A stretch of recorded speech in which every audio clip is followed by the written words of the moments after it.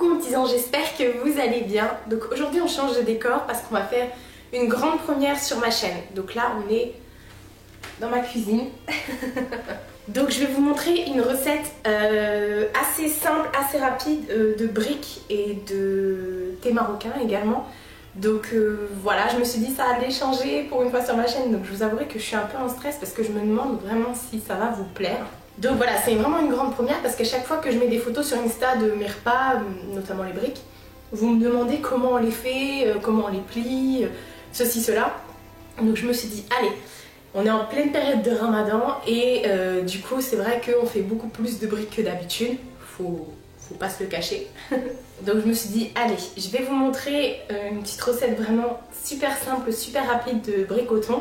Donc voilà, je sais pas trop, j'ai pas l'habitude de filmer comme ça, donc je sais pas trop. En tout cas, je vais vous montrer juste ce que je fais et pas ma tronche, je ne pense pas. Donc voilà, j'ai pas non plus le micro, donc je vais parler directement à la caméra. Voilà, donc je me lance et j'espère que ça va vous plaire. C'est parti. Donc voici en gros tout ce qu'on aura besoin pour la farce de nos briques et nos briques tout court.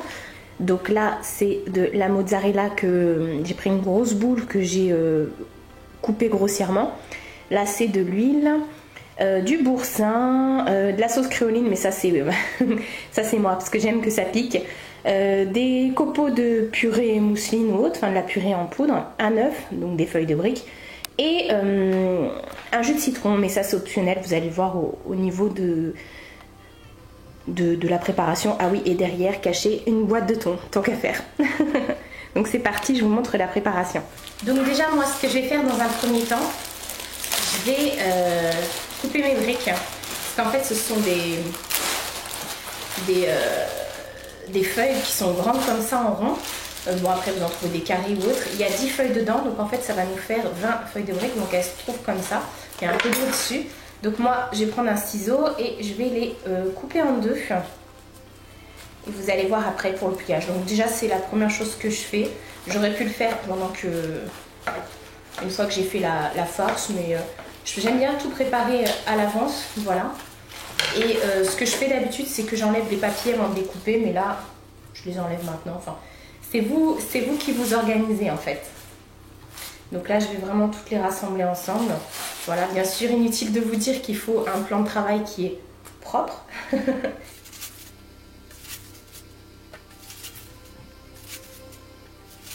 Donc voilà, je ne vous l'ai pas dit, mais vous obtenez une forme comme ça, un demi-cercle. Donc vous allez voir après pour les découpages, je ferai un zoom pour que vous puissiez bien vous rendre compte de comment, pas pour le découpage, pour le pliage, comment on plie ces feuilles de briques. Voilà. Donc ça, les feuilles de briques, vous en trouvez partout, hein, dans les grandes surfaces, dans les petites épiceries, voilà, vous en trouvez vraiment partout, hein. C'est pas peu importe la marque, peu importe la forme, moi je préfère les prendre rondes parce que je suis habituée par rapport à mon pliage et personnellement je trouve que la marque Pastilla sont celles qui se plient le mieux, voilà, parce qu'il y en a qui sont un petit peu trop dures parfois, donc du coup quand on les plie elles ont tendance à se casser, donc c'est pas au max, donc je préfère vraiment cette marque là. En plus il y en a 10 dedans, parce qu'il y en a que 8 dedans, donc voilà, là ça fait 20 briques, on a de quoi faire. Donc voilà pour mes feuilles de briques, voilà, donc c'est mes demi-cercles, donc ça je le mets de côté, on ira les remplir tout à l'heure.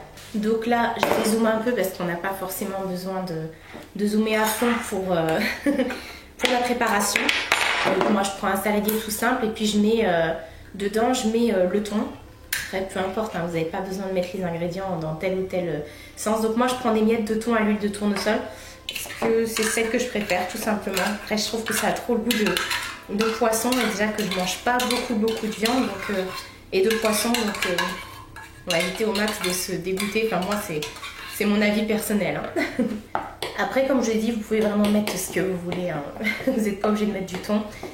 Voilà. Après, ce que je prends, c'est donc du boursin. Donc là, j'ai pris la marque Cora de Ail et Fines Herbes qui est très bien. Et ceux de chez Leclerc aussi sont pas mal parce que vous avez à la ciboulette, à la tomate et tout ça. Parce que des fois, je fais Des fois, je prends du thon à la tomate. Voilà, ça change, ça donne un petit goût. Et du coup, bah, je prends aussi le boursin qui va avec à la tomate. Donc en fait, là, c'est vraiment simple. Hein. Vous avez juste à tout mettre dans, dans le saladier. Puis après, vous allez remuer tout simplement. Vous allez voir, c'est vraiment très très simple, très rapide à faire. Ensuite, on vient ajouter donc les copeaux de mozzarella. Voilà, qu'on vient de couper juste avant. Donc pour l'instant, ça donne pas grand chose. Hein. Voilà, voilà. Après, ça c'est optionnel. Mais bon, je me dis avec le thon, un petit peu de citron, c'est pas mal aussi. Donc je vais en mettre quelques gouttes pour aromatiser. Alors moi, quand je cuisine, je fais toujours au feeling. Hein. Je fais jamais de 100 grammes, 200 grammes, c'est vraiment que du feeling. Chez nous, on a appris à cuisiner comme ça. Hein. Ensuite, je vais mettre du poivre. Donc là, moi qui adore l'ail, c'est du poivre à l'ail, tout simplement. Voilà, donc je trouve qu'il a beaucoup de goût. Après, voilà, moi, pareil, hein, vous faites au feeling. Pour le sel, alors moi, je suis pas trop sel. Donc j'en mets juste ce qu'il faut. Et après, je viens mettre de la ciboulette. Donc là, j'avais pas de ciboulette fraîche, donc du coup, j'ai mis ça. Et ça fait aussi très bien son job. Hop. Alors vous allez me dire, oui, mais c'est à Finzerbe, ton espèce de boursin. Oui, mais c'est pas vraiment pareil. C'est pareil, après j'aurais pu mettre autre chose comme herbe, hein, mais finalement ça me va très bien. Ensuite, donc moi en option, c'est la sauce créoline. Alors la sauce créoline, en fait, c'est une sauce, on va dire des îles, où c'est simplement du piment avec des oignons. Donc moi, comme j'adore le côté oignon et piment, du coup j'en mets un petit peu dans ma préparation, j'en mais toujours hein, parce que j'adore tout ce qui pique et tout ce qui est très épicé. C'est la même chose, tout ce qui pique et tout épicé. Donc voilà, là je vais remuer le tout, voir si après il faut que j'ajoute un œuf ou voilà, enfin je vais déjà faire ma petite mixture et puis après on verra ça. Donc voilà, ça donne ça. Donc en fait, il faut que le mélange fasse une petite pâte qui soit quand même un peu compacte, pas trop liquide, parce qu'après quand vous allez cuire votre brique, et bah, ça va partir dans tous les sens, quoi. Ça va s'échapper de la brique, vous allez avoir du mal à plier. Et donc pour ça, j'ai ma petite astuce. Donc vous voyez là, c'est beaucoup trop liquide. J'essaye de vous montrer en même temps. Donc ce que je vais faire, moi, je vais rajouter déjà un œuf. Alors pareil, l'œuf c'est optionnel. Vous allez me dire, Marie, avec l'œuf ça sera encore plus liquide. Oui, mais c'est vrai que je préfère personnellement, moi, quand il y a un œuf dedans. Après, je vous avouerai que j'en mets pas tout le temps, mais je sais pas. J'ai appris avec l'œuf, donc systématiquement je mets un œuf, mais après oui, ça m'est déjà arrivé d'oublier de le mettre. Donc voilà, c'est pas... Il n'y a pas mort d'homme, quoi. Donc vous voyez, une fois remué, c'est assez liquide, quoi. Donc là, ça va pas du tout. Si on remplit notre brique, ça va partir dans tous les sens. Donc moi, ce que je prends de la purée en sachet, comme ça. Et en fait, tout simplement, je vais mettre les flocons de purée, comme ça. Donc ça, c'est pareil, c'est aussi au feeling. J'ai appris avec le temps à voir combien fallait en mettre. Et en fait, du coup, ça va durcir notre mélange. Voilà. Après, je sais pas si je suis la seule qui fait ça. Vous pouvez mettre de la purée et tout ça, mais je sais pas. Moi, je préfère mettre des flocons. Je trouve ça... je sais pas. Ça va être la vidéo de je ne sais pas.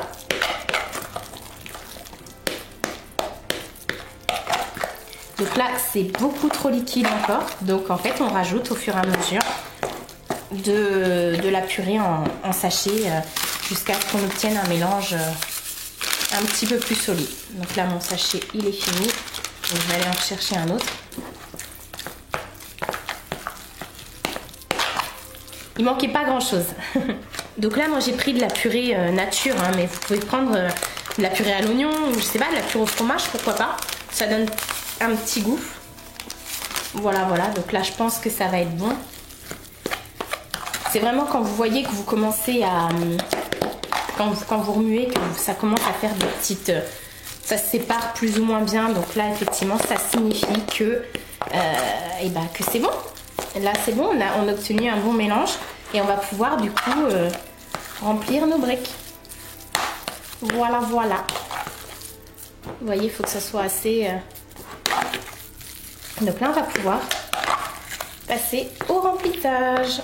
Alors là, pour le remplissage, donc il nous faut un bol avec de la matière grasse dedans. Vous pouvez mettre un œuf, moi j'ai mis de l'huile. Là, c'est ma plaque parce que moi je l'ai fait cuire au four. Parce qu'il y a déjà de l'huile dedans, du fromage, de l'œuf et tout ça. Si en plus de ça, je dois rajouter de la friture, non. Non, c'est pas possible. Donc on a une petite spatule pour pouvoir, vous allez voir, et notre préparation. Donc là, j'espère que vous allez bien voir parce que je vais vous montrer comment on fait un pliage. Donc vous prenez en fait votre feuille de brique. Moi, je la mets toujours comme ça en face de moi. Alors, je vais reculer, voilà. Donc vous prenez votre demi-feuille de brique. Ce que je fais, donc je viens rabattre le côté qui est arrondi pour que ça me forme en fait une feuille comme ça. Et là, je viens prendre un peu de matière grasse tout simplement pour, on va dire, sceller le tout. Je viens en badigeonner sur ma brique. Voilà, voilà. Donc déjà, c'est bien parce que ça nous aide, ça la fait tenir. Et ensuite, je viens donc avec les mains prendre des boulettes. Alors, je prends à peu près pour une brique ce genre d'épaisseur. Donc voilà. Donc vous venez la déposer au bout de votre brique et c'est là où je vais me rapprocher. Donc vous avez votre brique comme ça, vous prenez le bord et vous venez le rabattre de l'autre côté de forme, enfin à ce que ça forme de sorte à ce que ça forme un premier triangle comme ça.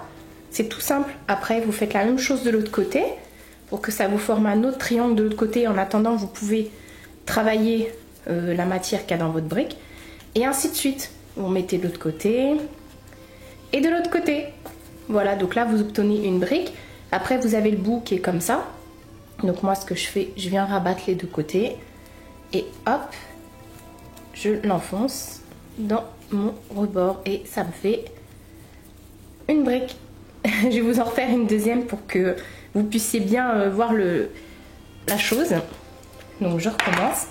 Je prends ma feuille que je viens plier en deux. Hop, un peu de matière grasse pour pouvoir la sceller entre guillemets, qu'elle ne bouge plus. Ça c'est optionnel. Une boulette, hop, comme ceci. Là je pense que j'en ai un petit peu trop mis. Je prends, hop, je suis mal cadrée. Je prends mon rebord, hop, premier pliage. Deuxième pliage, c'est là où je rabats tout dans la brique. Ainsi de suite. Et ainsi de suite. Hop. Et voilà. Une brique. Allez, une dernière pour la route. Et après, je vais faire le reste hors caméra. Donc, on plie. De l'huile. C'est pour ça que je vous dis de travailler sur un plan de travail qui est propre. Mais normal, en même temps, je pense pas que vous travaillez sur un plan de travail qui est sale. Une boulette. Et un petit peu trop. Hop. On met. On plie. On plie et on tasse la nourriture. On replie.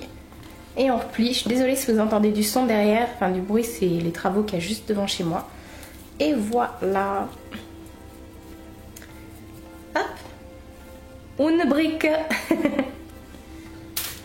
Donc, je vais continuer le reste hors caméra et je vous reprends dès que c'est terminé. Donc, voilà, vous obtenez donc les 20 briques. Je suis contente. J'ai eu pile poil de la farce. Assez pour 20 briques, pile poil.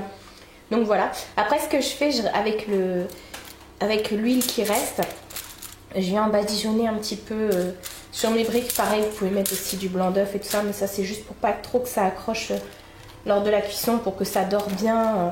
Voilà, ça s'appelle du chichi. Voilà, c'est vrai que j'ai l'habitude de faire des choses et puis c'est vrai que ça les scelle bien aussi. Si vous avez des briques qui sont pas très bien fermées, qui se ferment mal, ça permet de bien les fermer, de bien les sceller. Voilà. Donc si elles se touchent entre elles, c'est pas bien grave, hein. Rassurez-vous, ça changera pas grand chose. Donc voilà, donc comme je vous ai dit, moi je l'ai fait au four.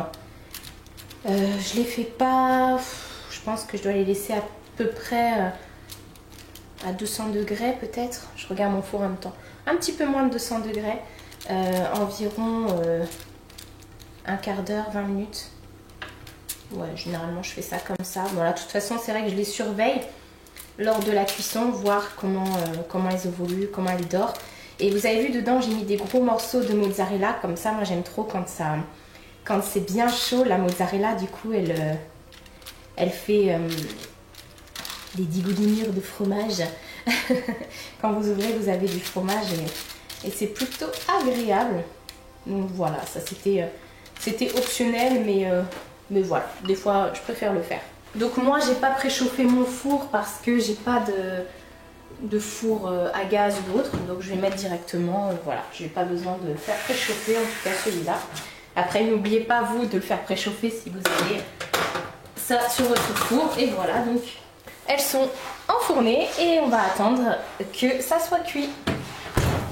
Donc là on va passer au thé. Voilà, donc pour le thé il vous faut une théière, hein.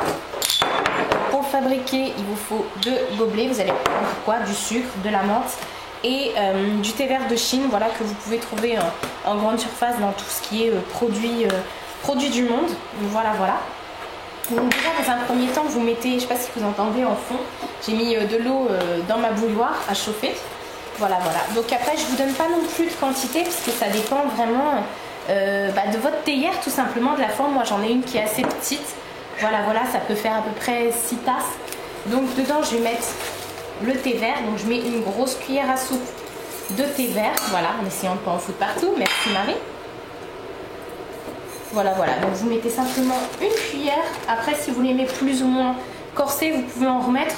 Ça dépend vraiment des goûts de chacun. Donc ça a coupé, je recommence.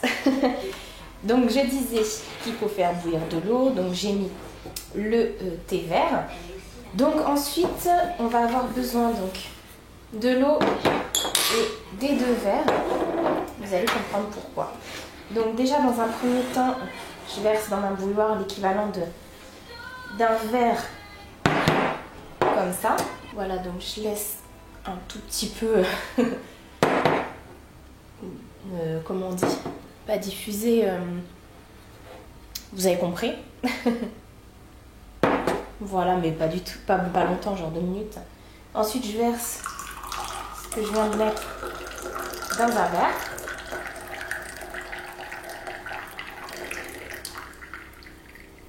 Voilà. Et ça je mets de côté, on va le récupérer après. Donc je recommence ce que je viens de faire. Donc l'équivalent d'un verre, pareil. Voilà. Hop, et je verse dans un autre verre.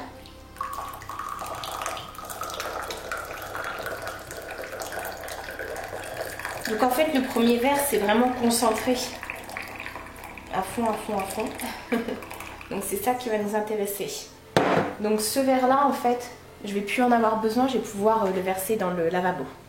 Donc voilà, on n'a plus besoin de ça. Donc ce que je vais faire, je vais venir mettre ma menthe du coup dans ma théière. Donc moi je la coupe vraiment grossièrement. Vous pouvez prendre de la menthe fraîche, voilà. C'est vraiment, je n'ai pas besoin de couper les feuilles et tout ça, les tiges. Bon après si vous voulez faire plus de place, vous pouvez. Voilà. Donc pensez à bien la laver, bien la nettoyer avant. Et ensuite on va mettre du sucre. Donc là moi je mets l'équivalent à peu près de 10 sucres.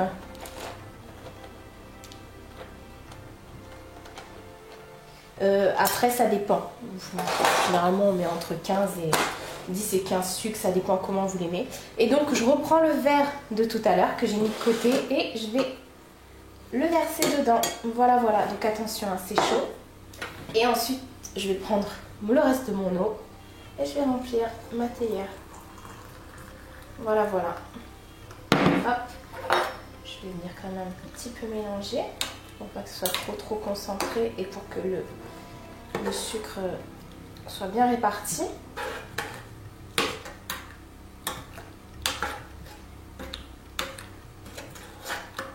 Voilà, voilà. Donc à servir bien chaud. Mais attention de ne pas vous ébouillanter quand même parce que c'est super chaud. Même là quand je touche, c'est bouillant.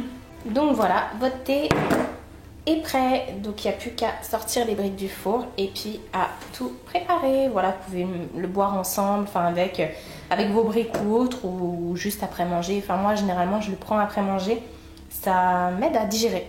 Voilà. Puis c'est bon, le thé à la menthe. Donc voilà, nos briques sont prêtes et il n'y a plus qu'à servir le thé.